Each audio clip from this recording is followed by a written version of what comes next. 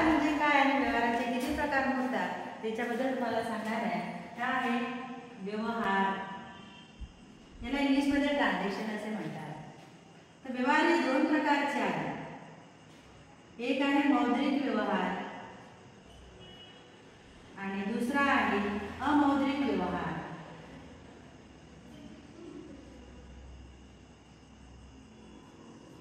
मौद्रिक व्यवहार म्हणजे काय, तर मौद्रिक व्यवहारांचे सुद्धा दोन उपप्रकार पडतात. पहिला आहे नगदी व्यवहार आणि दुसरा आहे दुसरा आहे उधार व्यवहार. ठीक आहे. तसंच अमौद्रिक मध्ये सुद्धा दोन प्रकार पडतात.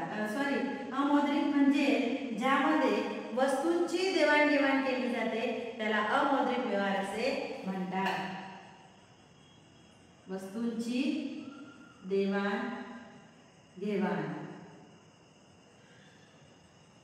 आता बघा, मौद्रिक व्यवहार दोन प्रकार आहेत. एक आहे मौद्रिक, एक आहे अमौद्रिक. मौद्रिक म्हणजे तुम्हाला समजायला एकदम सोपं असं सांगते. मौद्रिकचा अर्थ मौद्रिक म्हणजे मुद्रा आणि मुद्रा जी आहे ती पैशात दर्शवली जाते. ठीक आहे. तर मुद्रा पैशात दर्शवली जाते याचा अर्थ काय की मुद्रा म्हणजे पैसा. जसं की आता बघा, उदाहरणार्थ मी एका दुकानदाराकडनं 4000 रुपयाचा किराणा आणला. मी काय केलं, एका दुकानदाराकडनं 4000 रुपयाचा किराणा आणला. 4000 रुपयाचा किराणा आणला आणि त्याला म्हटलं मला किराणा दे. तर त्याने काय केलं, माझं सामान काढलं आणि सामान काढून मला बिल दिलं आणि सांगितलं हे बघा हे बिल झालं तुमच्याकडं 4000. तर मी काय केलं बघा, लक्षात द्या, मी काय केलं, माझ्या ह्याच्यातले पर्समधले 4000 रुपये काढले आणि त्या दुकानदाराला दिले. याचा अर्थ मी काय केलं, हातोहात पैसे दिले. आता हातोहात पैसे दिले म्हणजेच काय झाला, हा नगदीचा व्यवहार.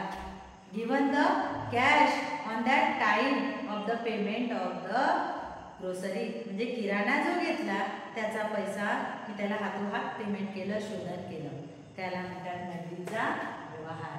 त्याच्यानंतर आता उधार व्यवहार म्हणजे काय, तर माझ्यासोबत माझी एक समजा मैत्रीण आली, तिने पण तिचा किराणा घेतला, तिला आवडलं काही सामान, तिने पण घेतलं. आता तिने सामान घेतलं तर तिने काय केलं, ती दुकानदाराला सांगते की तिचं बिल झालं. तर दुकानदार म्हणतो की तुम्हाला बिल 1000 रुपये का हो गया, 1000 रुपयाचं झालं. आता 1000 रुपयाचं तिचं बिल झालेलं आहे. तर ती म्हणते सर मी तुम्हाला उद्या पैसे देईन. बघा तिने काय सेंटेन्स यूज केलं, उद्या पैसे दे. आता उद्या पैसे देईल याचा अर्थ दुकानदाराने काय केलं, तिचं नाव लिहून ठेवलं, तिचा मोबाईल नंबर लिहून ठेवला आणि तिचा ॲड्रेस लिहून ठेवला. कारण काय, तिने माल उधार दिला. म्हणजे ती म्हणे मी उद्या पैसे देईन. म्हणजे जे सामानाचं शोधन त्यांनी एका दिवसानंतर काही दिवसानंतर करत असेल तर त्याला उधारीचा व्यवहार असे म्हणतात. तर या ठिकाणी मला असं वाटते तुम्हाला व्यवहार म्हणजे इंग्लिशमध्ये ट्रान्झॅक्शन म्हणतात आणि व्यवहाराचे किती प्रकार आहेत, दोन प्रकार आहेत. पहिला आहे मौद्रिक, दुसरा आहे अमौद्रिक. मौद्रिक म्हणजे त्याचे मूल्यमापन पैशात करणे. कुठल्याही वस्तूची किंमत, समजा मी जर हा पेन आणला असेल, हे पेन पण मी हातोहात घेतलं, त्याची किंमत सांगेल की हा पेन 25 रुपयाचा आहे. याचा अर्थ मला याचे 25 रुपये द्यायचे. मी हातोहात दिले तर नगदीचा व्यवहार आणि मी जर दुसऱ्या दिवशी दिली तर उधारीचा व्यवहार. आता राहिलं अमौद्रिक. अमौद्रिक म्हणजे वस्तूंची देवाणघेवाण करणे. देवाणघेवाण म्हणजे मी दुसऱ्याकडनं वस्तू घेते आहे आणि माझ्याकडची वस्तू देते आहे. फॉर एक्झाम्पल की समजा मी माझ्या शेजाऱ्याच्या घरून साखर आणली आणि तिला माझ्याकडचे तांदूळ दिले. तसं बघा इथे काय केलं, आम्ही एक्सचेंज केलं. एक्सचेंज म्हणजे देवाणघेवाण. तिच्याकडची साखर घेतली, माझ्याकडचं तांदूळ दिलं. या ठिकाणी आम्ही काय केलं, वस्तूंची देवाणघेवाण केली. तर हा व्यवहार लेखाकर्मामध्ये लिहिला जात नाही. तर परत समजून घ्या विद्यार्थी मित्रांनो, वस्तू अमौद्रिक व्यवहार हे अकाउंटच्या ह्याच्यात लिहिल्या जात नाही. तर कोणते व्यवहार लिहिले जातात, मौद्रिक व्यवहार. आणि मौद्रिक व्यवहार लिहित असताना जर त्याची किंमत दर्शवली असेल तरच ते लिहिल्या जाते. आणि मौद्रिक व्यवहाराचे किती प्रकार सांगितले, दोन. एक आहे उधार आणि एक आहे नगदी. आता दुसरं एक उदाहरण आहे, 40,000 रुपयाचा माल आणला. आता या ठिकाणी बघा 40,000 रुपयाचा माल, मालाची किंमत 40,000 दर्शवली, म्हणजे हे झालं मोजणी.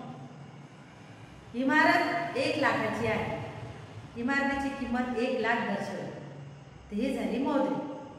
मग आता इमारतीची किंमत 1 लाख दर्शवली तर समोरच्या व्यक्तीला 1 लाख रुपयाचा चेक दिला आणि ती इमारत घेतली, हातोहात घेतली, त्याला म्हणतात नगदीचा व्यवहार. पण काही दिवसांनी पैसे देतात तर त्याला म्हणतात उधारीचा व्यवहार. मला असं वाटतं तुम्हाला हे चांगल्याच प्रकारे समजलं असेल तर तुम्हाला आवडला असेल तर लाईक आणि शेअर जरूर करा आणि कमेंट बॉक्समध्ये लिहा की याच्यामुळे म्हणजे तुम्हाला कमेंट्स आले तर मी माझे चांगले व्हिडिओ तुम्हाला शेअर करू शकते. आता याच्यानंतर विद्यार्थी मित्रांनो, हा झाला मी तुम्हाला व्यवहार शिकवलं. आता याच्यानंतर तुम्हाला शिकवणार आहे की कसर म्हणजे काय, कसर म्हणजे काय आणि कसरीचे प्रकार किती आहेत.